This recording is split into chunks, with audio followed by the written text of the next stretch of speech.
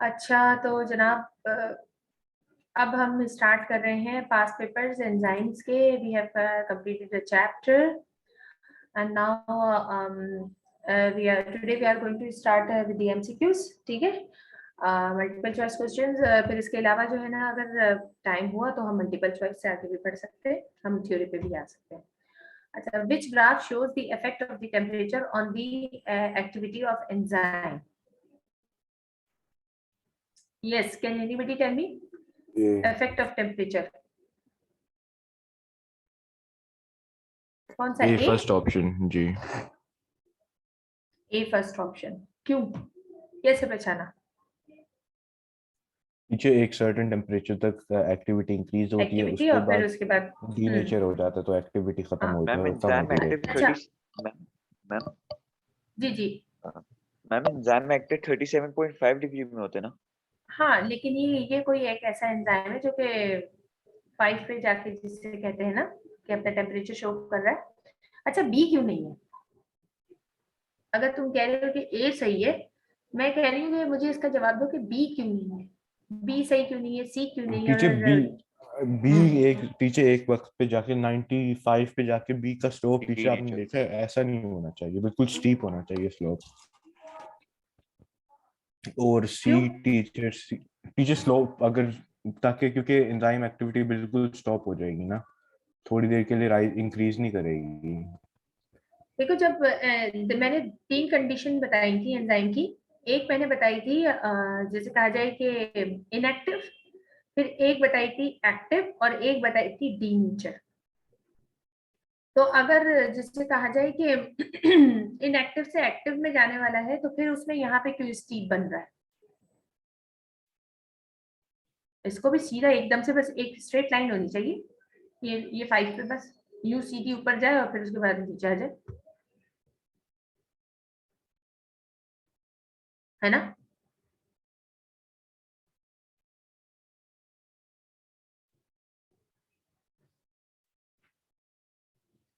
इसको मैं तुम लोगों को सोचने के लिए थोड़ा सा टाइम देती हूँ। अभी हम टीचर आगे ए चलते ही है हैं। ना आंसर? 1 मिनट, अभी थोड़ा सा सोचो इसको, ठीक है? थोड़ा सा सोचो, फिर उसके बाद मैं इसको एक्सप्लेन करूंगी, ठीक है? अच्छा, next, the diagram represents enzyme action. What are the parts W, X and Y in this chemical reaction? अच्छा, अब इसके अंदर जो है ना, जो प्रोडक्ट वाला जो पोर्शन है ना, वो जिसे कहते हैं ना कि मिसप्रिंट हुआ है, तो वो जो है आप लोग अपने पास जॉट डाउन कर लीजिए प्रोडक्ट के अंदर, कॉपीज के अंदर। एक्स, ए का ऑप्शन है एक्स प्रोडक्ट का, बी का ऑप्शन है डब्ल्यू, सी का ऑप्शन है वाई और डी का ऑप्शन है एक्स।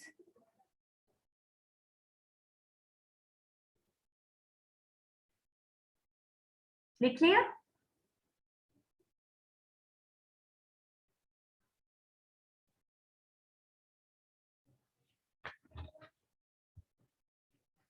मैम सी टीचर है। ऑप्शन सी है। देखो, मैं लिख देती हूँ। नहीं मैम, सी आंसर है। सी आंसर है ना?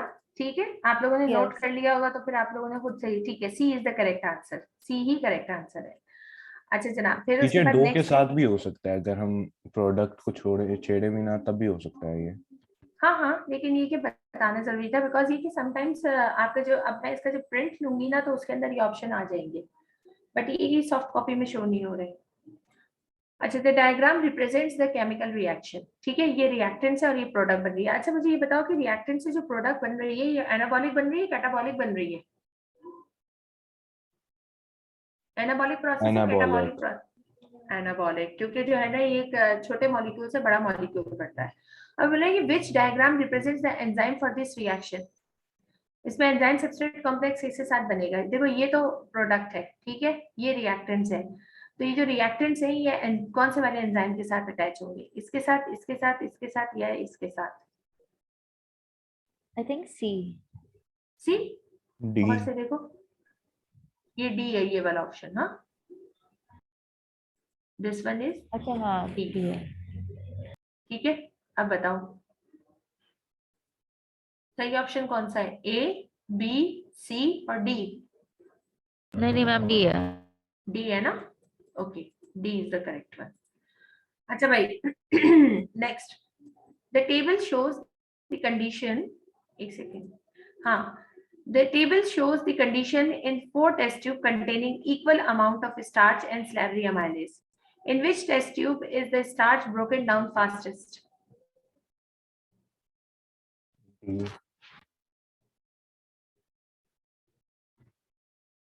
अच्छा, इसमें एक चीज है, लास्ट ऑप्शन टीचर डी। कैसे? अगर ये डी जो है ये करेक्ट है तो कैसे, किस चीज से तुमने ये जाना कि डी ऑप्शन करेक्ट है? टीचर सलाइवा का जो हाँ हाँ जी सलाइवा का एंजाइम है ना, तो मोस्टली ये मैमल्स में होगा या हाँ ह्यूमन बॉडी में होगा। तो हाँ, माउथ ह्यूमन में बॉडी में होगा। एडिक्वेट जो ऑप्टिमम टेम्परेचर होता है एंजाइम्स के लिए वो 37 होता है और पीएच हाँ, 7 होता है। स्लाइवरी अमाइलेज जो होगा वो हमेशा न्यूट्रल पीएच पे काम करता है, ठीक है, और वो है 7। टीचर ये शुरू वाले चैप्टर्स तो आसान है, बायो आसान है टीचर, इतना मुश्किल चैप्टर नहीं है बायो। बेटा भी आगे चलोगे तो पता लगेगा। टीचर तो आगे तो थोड़ा मुश्किल है, इतना मुश्किल नहीं है फिर भी। अच्छा, what is true of all enzymes? They are sugars. They are most effective at pH 7. Sugars होते हैं एंजाइम, शुगर से बने हुए होते हैं एंजाइम। एंजाइम्स नहीं। Are dash in nature, blank fill करो, enzymes are protein sugar in nature, ये प्रोटीन इन नेचर। तो अब जाहिर है ये ए और बी तो गए, ये दो ऑप्शन तो गलत हो गए, अब ये सी और डी रह गए। अब इनमें से सही बताओ कौन सा वाला? आई थिंक सी है। सी है, मोस्ट इफेक्टिव एट पीएच 7। सारे के सारे, स्टमक का तो 2 पे होता है, स्टमक वाले एंजाइम, इंटेस्टाइन वाले अल्कलाइन पे होते हैं, अच्छा हाँ। है ना? फिर डी इज ऑप्शन सही है। अच्छा, फिर उसके बाद ये है, the diagram shows the effect of enzyme working in the human digestive system, सही है। अब ये है मैक्रोमोलिक्यूल प्रोटीन, एंजाइम पीएच जो है इसका 1.5 है, एसिडिक है, टेम्परेचर 37 डिग्री सेंटीग्रेड है, और इसने अमीनो एसिड में कन्वर्ट किया है। अब जो एनवायरनमेंट है वो एसिडिक एनवायरनमेंट है और टेम्परेचर 37 है। ये बॉडी के कौन से वाले पार्ट में हो सकता है? एसिडिक पीएच पे काम कर रहा है, डेफिनेटली ये स्टमक में होगा। हाँ, अच्छा, what would reduce the rate of the production of amino acid? ठीक है, कौन सी ऐसी चीज है जो कि इनका जो कन्वर्जन है प्रोटीन का अमाइनो एसिड में उसको रिड्यूस कर देगी? Removing the amino acids as they are formed, increasing the amount of protein, rising the temperature to 40 degree centigrade, और राइजिंग द पीएच टू 7.5। मैं थोड़ा सा इसको मैग्नीफाई कर देती हूँ, बड़ा कर देती हूँ ताकि तुम लोगों को नजर आए। हाँ भाई बताओ, अगर हम अमाइनो टीचर बायो एसिड्स को के एग्जाम में remove करके, कैलकुलेटर अलाउड होता है? हाँ सिंपल, ठीक है, ठीक है, removing the amino acid as they are formed. अब जाहिर है अगर हम प्रोडक्ट हटा देंगे तो वो तो मेरे ख्याल से वो तो बढ़ जाना चाहिए। और increase the amount of protein, नहीं मैम ये नहीं होगा। हाँ ये भी नहीं होगा। Rising the temperature to 40 degree C है सेंटीग्रेड, टीचर। ठीक है। अगर मैं कहूँ नहीं, तो आपको मान लूंगा मैं। दो रीजन तो पूछो। देखो एंजाइम की जो रेंज है वो 37 टू 40 डिग्री सेंटीग्रेड है, और एकदम से ये डीनेचर होगा भी नहीं, ठीक है, स्लोली ग्रेजुअली होगा, स्टीक नहीं मतलब एकदम से जो है जैसे कहते हैं ना स्ट्रेट नहीं गिरता है, स्लोली ग्रेजुअली एक्टिवेट होते होते इनएक्टिव से एक्टिव होता है, और फिर एक्टिव से डीनेचर होते होते भी उसको टाइम लगता है। एकदम से जो है डीनेचर नहीं होता कि 40 के बाद 41 होगा तो फौरन डीनेचर हो गया, नॉट लाइक दिस। अब तुम्हें जवाब मिला अपने पहले वाले एमसीक्यू का, सही है, पहले वाले एमसीक्यू का जवाब मिला जी ठीक है। हाँ, जो पीएच होता है ना उसमें जरा सी भी हल्की सी भी चेंज आएगी ना तो वो उसकी एक्टिविटी खत्म हो जाएगी, और इसमें तो पीएच उठा के इन्होंने न्यूट्रल पे लेकर आ गए 1.5 से, यानी कि इसको पहुंचा दिया है इन्होंने इंटेस्टाइन में, स्टमक से उठा के इंटेस्टाइन में पहुंचा दिया है, तो ये तो डीएक्टिवेट हो जाएगा बिल्कुल। क्यों? क्योंकि जो पीएच जो होता है वो इसकी जो एक्टिव साइट्स होती हैं उसको बहुत जल्दी से, पीएच चेंज जो होता है, हाइड्रोजन आयन कंसंट्रेशन या हाइड्रोक्सिल आयन कंसंट्रेशन की जो वेरिएशंस आती हैं, ज्यादा या कम हो जाती है सोल्यूशन में, वो बहुत जल्दी एक्टिव साइट्स के ऊपर एक्ट करती है और उनको डीनेचर कर देती है, डी शेप कर देती है, ठीक है, as compare to the temperature. तो सही जो आंसर है वो है D. Now the next one, which group of compound ensures the metabolic reaction takes place effectively?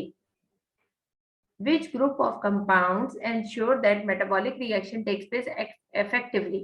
यानी कि मेटाबॉलिज्म किससे रिलेट करता है? एनाबॉलिज्म से और कैटाबॉलिज्म से, तोड़ने का अमल और जोड़ने का अमल। बॉडी के अंदर बिग मॉलिक्यूल्स को स्मॉल मॉलिक्यूल में तोड़ना और स्मॉल मॉलिक्यूल से बिग मॉलिक्यूल बनाने का जो अमल है, वो कौन सा फैक्टर इनमें से, जो कौन सा ऑप्शन है इनमें से जो टेक केयर बहुत अच्छा करता है? कार्बोहाइड्रेट्स, एंजाइम्स, फैटी एसिड और हार्मोन्स?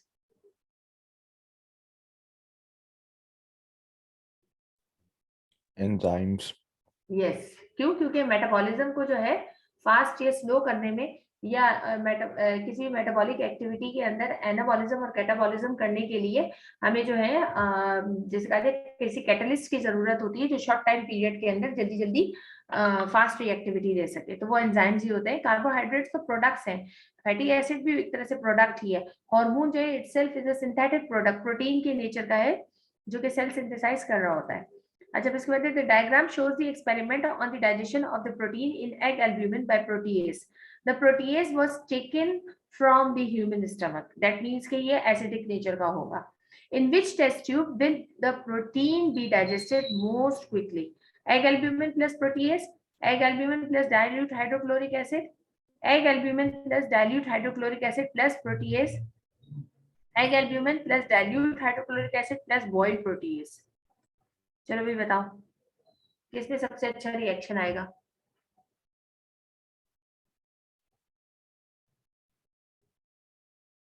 याद रखना कि ये प्रोटीज एंजाइम जो है ये स्टमक से लिया है, जिसके में पीएच जो होता है बहुत हाईली एसिडिक होता है, 2 और ऑलमोस्ट 1.5।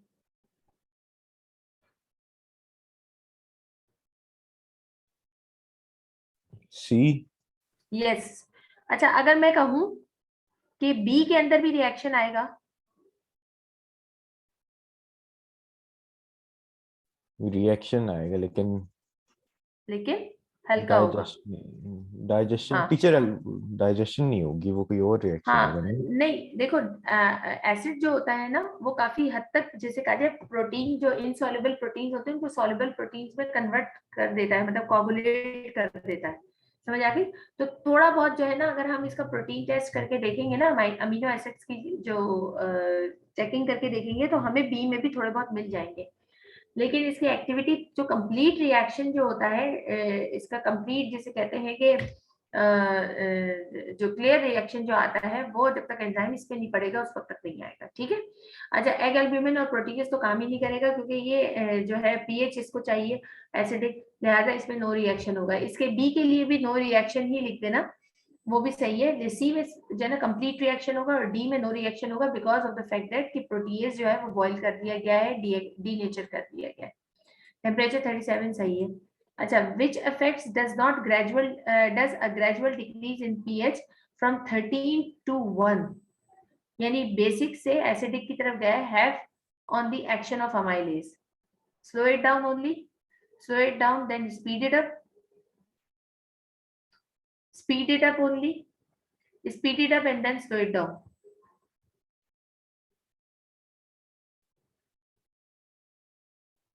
ग्रेजुअल डिक्रीज की तरफ पीएच को 13 से 1 की तरफ लेके जाएंगे, 13 से 1 की तरफ लेके जाएंगे, तो ग्रेजुअल डिक्रीज कर रहे हैं हम पीएच को, हाइड्रोजन आयन कंसंट्रेशन बढ़ा रहे हैं H पॉजिटिव आयंस की। तो उसका इफेक्ट जो होगा एंजाइम की एक्टिविटी अमाइलेज के ऊपर क्या होगा? क्या वो स्लो डाउन हो जाएगा कंप्लीटली? स्लो डाउन होगा और फिर उसके बाद स्पीड अप होगा, यानी कि 13, 12, 11 से में ये स्लोली स्लो डाउन होना शुरू होगा, फिर उसके बाद स्पीड अप हो जाएगा 1 तक पहुंचते पहुंचते। स्पीड इट अप ओनली, यानी कि सिर्फ उसको तेजी तेज कर देगा, speed it up and then slow it down. Amylase ज्यादातर न्यूट्रल पीएच पे काम करता है। चलो इतना हिंट दे दिया मैंने तुम्हें। बताओ भाई।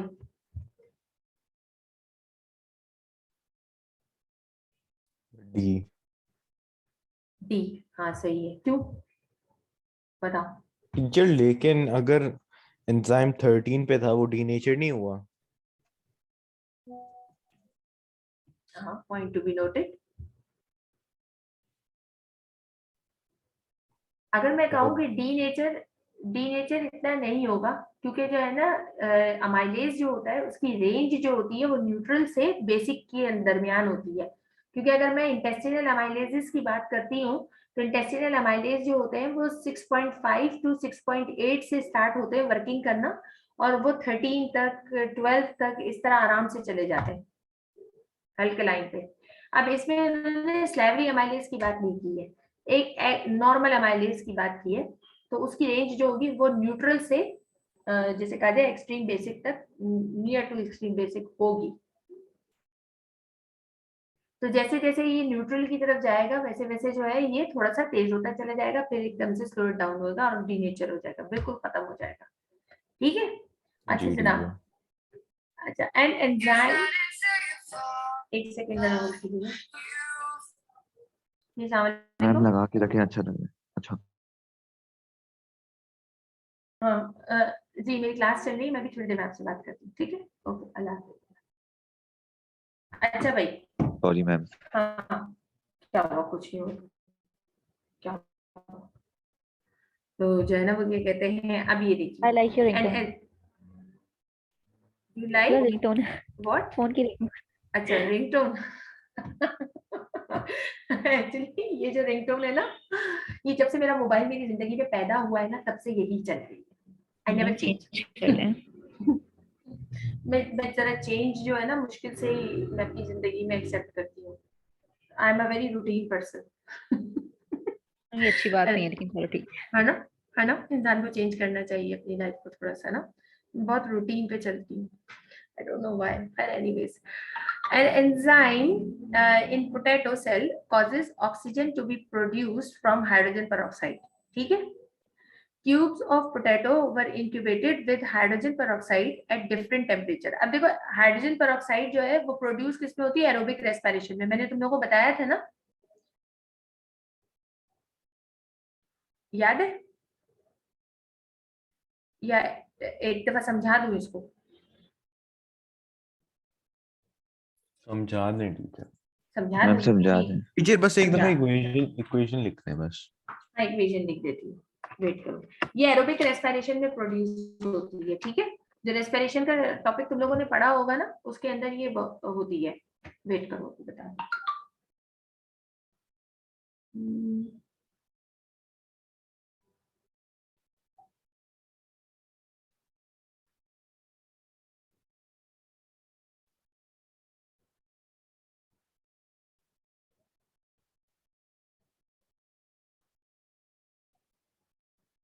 अच्छा भाई, देखो जब एरोबिक रेस्पिरेशन हो रही होती है ना,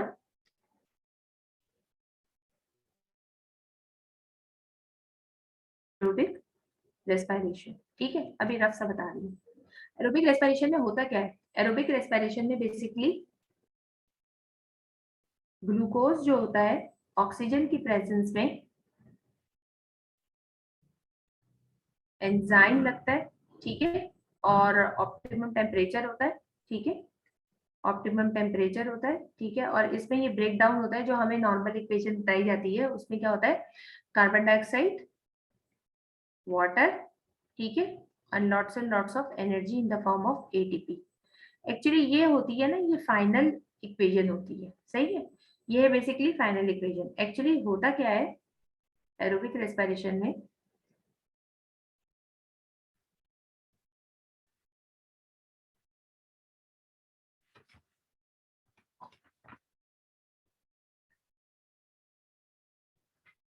देखो इसके बेसिकली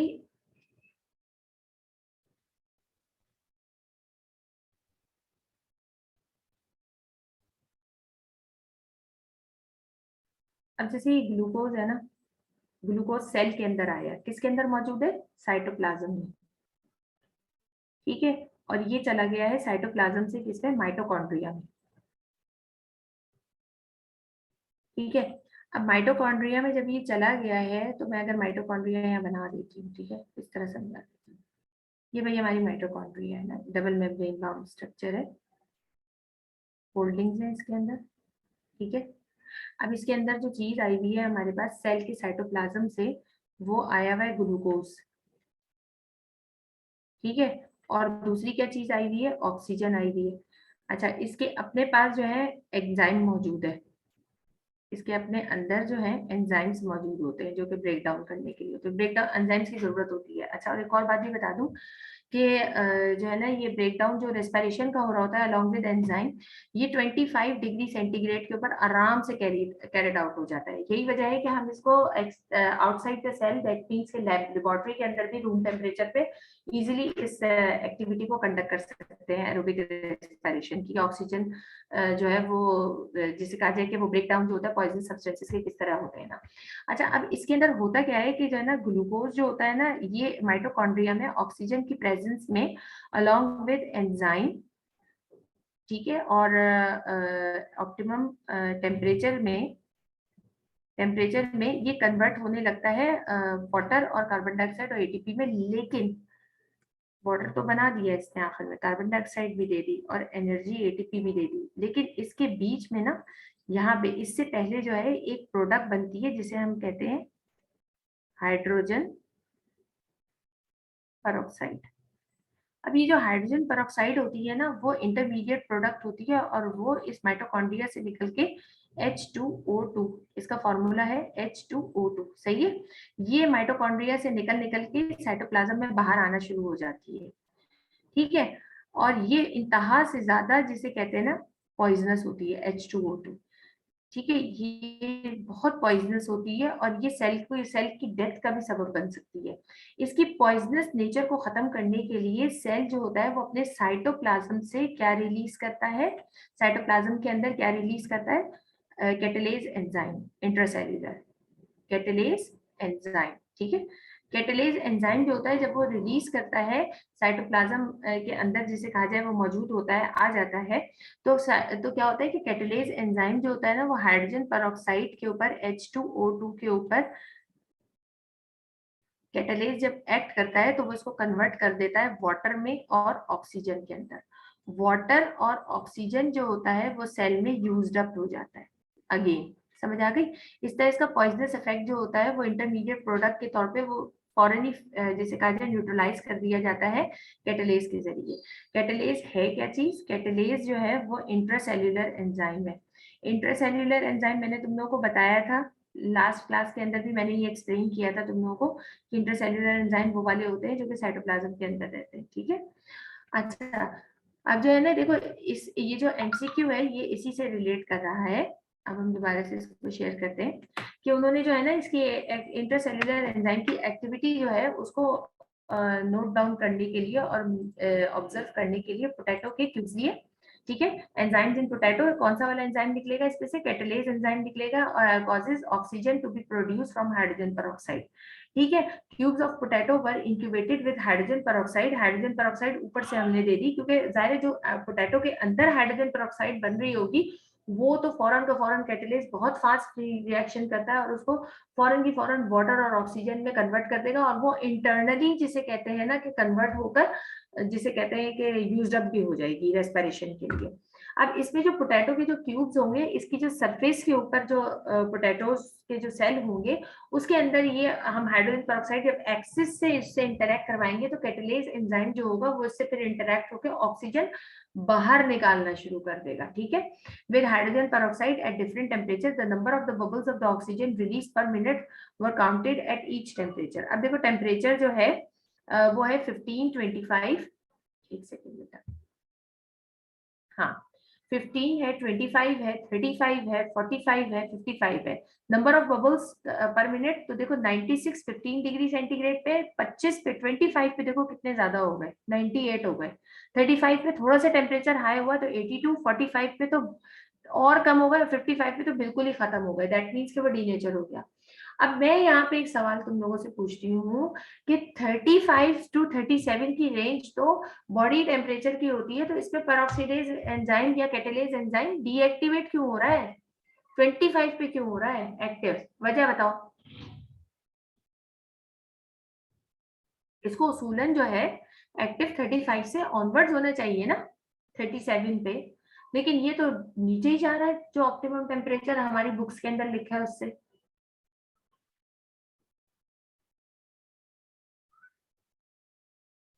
मैं बताऊं, जी टीचर।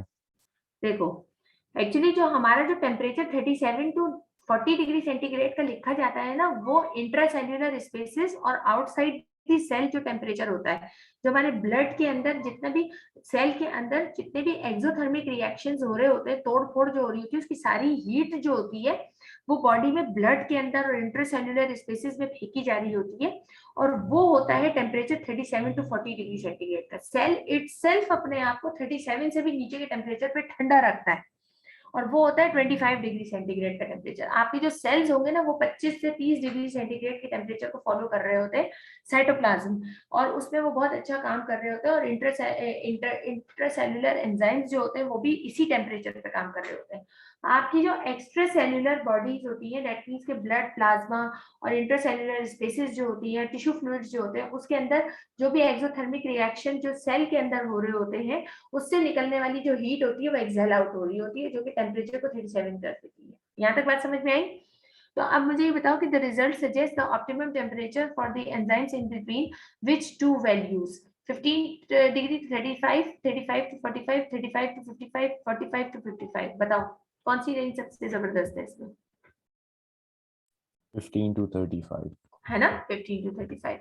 अच्छा भाई, नेक्स्ट है हमारे पास which graph shows the effect of temperature between 20 degree to 35 degree centigrade on the activity of a human digestive enzyme. बताओ भाई।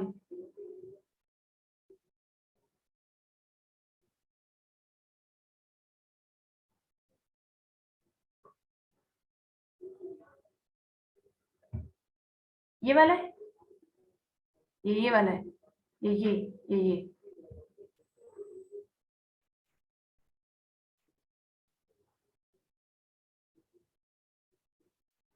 20 to 35, 20 and 35।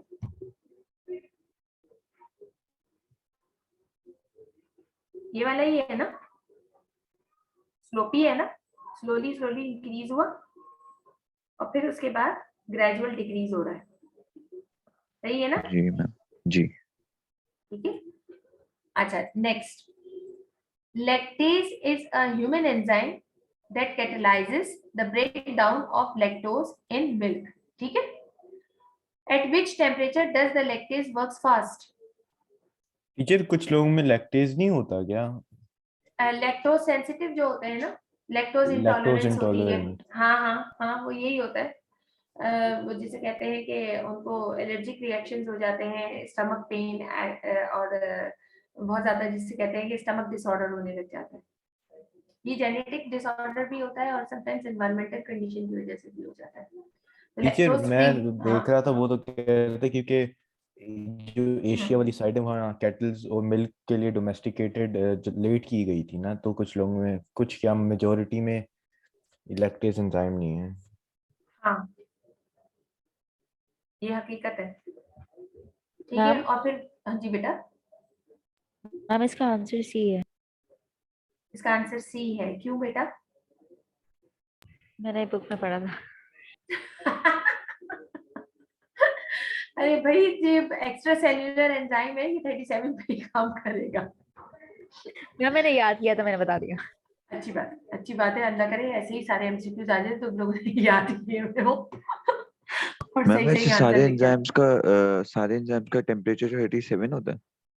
देखो 37 टू 40 एक रेंज होती है, और जो ह्यूमन बॉडी के अंदर जो एक्स्ट्रा सेल्यूलर एंजाइम्स हैं, जो सेल से बाहर निकल के काम कर रहे होते हैं, वो 37 टू 40 डिग्री सेंटीग्रेड पे काम कर रहे होते हैं। और जो इंट्रा सेल्यूलर होते हैं, जैसे कि आपके भी मैंने आपको लोगों को एक एग्जांपल दी कैटलेज की, इसके अलावा लाइसोजाइम एंजाइम्स हैं, लाइसोसोम एंजाइम है इंट्रासेल्युलर, जो कि सेल डेथ के लिए और जो ऑर्गेनेलीज हैं उनकी जो एजिंग हो जाती है उसके बाद जो है ना उनको डिसॉल्व करना है, एंडोसाइटोसिस एक्सोसाइटोसिस में काम कर रहे होते हैं, तोड़फोड़ जो सेल के अंदर कर रहे होते हैं एंजाइम, वो 25 to 30 डिग्री सेंटीग्रेड का टेम्परेचर होता है, ठीक है। The graph shows the effect of pH on a particular enzyme control reaction. अब देखो ये pH के अंदर क्या है, देखो एकदम से शार्प और फिर उसके बाद इक्वल हाफ के अंदर हो रहा है, समझ गए ना। जो एक टिपिकल एलिवेशन है वो एक टिपिकल जगह के ऊपर आता है और फिर उसके बाद स्लो डाउन होते होते होते होते होते खत्म हो जाता है। अच्छा, when is the enzyme not active, कब एंजाइम एक्टिव नहीं है, गौर से सुन पढ़ना इसको। When is the enzyme not active? A at pH 1 and at pH 13. जी जी मैम ए ही होगा। है ना, क्यों? क्योंकि यहाँ पे कोई एक्टिविटी शो नहीं कर रहा। अच्छा, what happens to most enzyme above 60 degree centigrade? A They are denatured। अच्छा, फिर उसके बाद है the experiment एक was मिनट, इसका carried आंसर out क्या था? एक सेकंड, ए था डी था? 60 पे they are made more active, हैं? अच्छा, the experiment was carried out to investigate the effect of pH on enzyme action. The graph shows the result. अच्छा, अब उसके बाद वही बोल रहे हैं कि what are the labels for the x axis and y axis? x axis pH, y axis rate of reaction. ये तो तुम अभी बता सकते हो, ऊपर ऊपर ये पूरा देख कर आए हो ग्राफ, बताओ जल्दी से।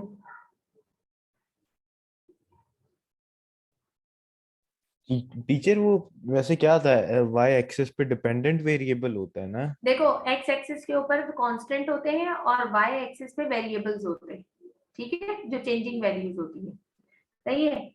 अच्छा, अब इसके अंदर जो है जो हम x एक्सिस पे रखेंगे वो pH रखेंगे, वो कांस्टेंट वैल्यूज है ना, 1 2 3 4 5 6 7 14 तक हमें पता है। y जो है वो रेट ऑफ रिएक्शन हो सकता है, वो वेरी कर सकता है, समझ आ गई। जैसे जैसे pH बढ़ेगा या pH घटेगा।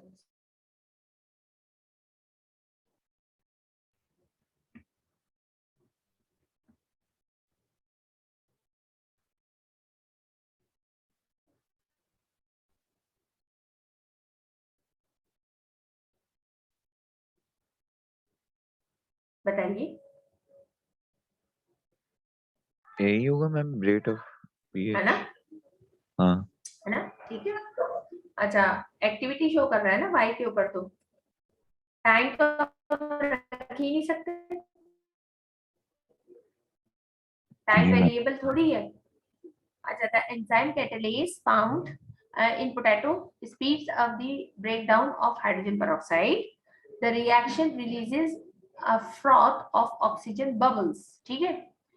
अच्छा, the diagram shows the experiment to find the effect of change in pH on the rate of the reaction, ठीक है। अब देखो इसके अंदर वो बोले the table shows the time taken for the froth of bubbles to reach the top of the test tube at different pH values. अब बताओ इसमें जो है वो पूछे which pH is nearest to the optimum best for this enzyme. सी। सबसे ज्यादा bubbles किसमें प्रोड्यूस हो रहे? ये आपने बोला है? मैं ये कह रही हूँ कि टीचर जिसे आपकी कहा आवाज जाए चेंज हो गई थी, एक सेकंड में। I was yawning. मुझे लगा रामीन ने बोला है। अल्लाह, रामीन सुन रही हो तुम? मैं सुन रामीन रही है हूँ। हमारे पास, सुन रही मैं है? सुन रही हूँ। रामीन, रामीन क्लास के ऑफ होने के बाद पक्की पक्की अब्दुल रहमान से लड़ाई है, सही है, ऑनलाइन लड़ाई सही। होगी। अच्छा, वो ये